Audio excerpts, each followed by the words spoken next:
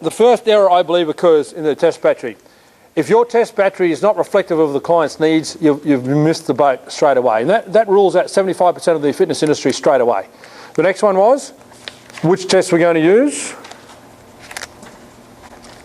And how many people capture all those 4 areas that I've talked about?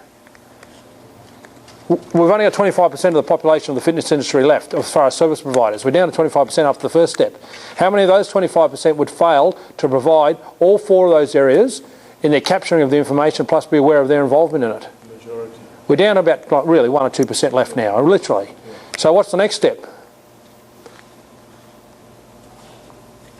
You mean point number 5? Now, what's the third part that we're going to eliminate people on? We've done point 1s and 2. What's your 5 steps?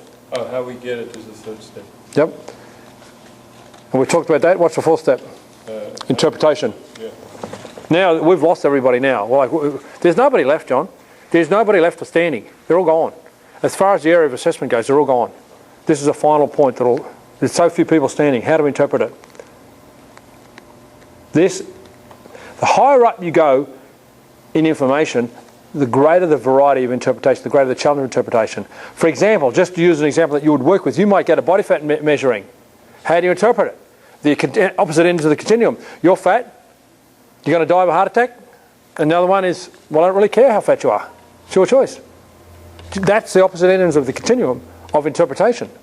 So we will probably come back and spend a bit of time interpreting this when we go through your test, the actual test you're using, because I want to teach you a few things about what you were doing. But the main point I want to get to here, John, is the assessment, as we've talked about, is not just about the tests and measures you do. It's as much as about the dialogue you have with the person.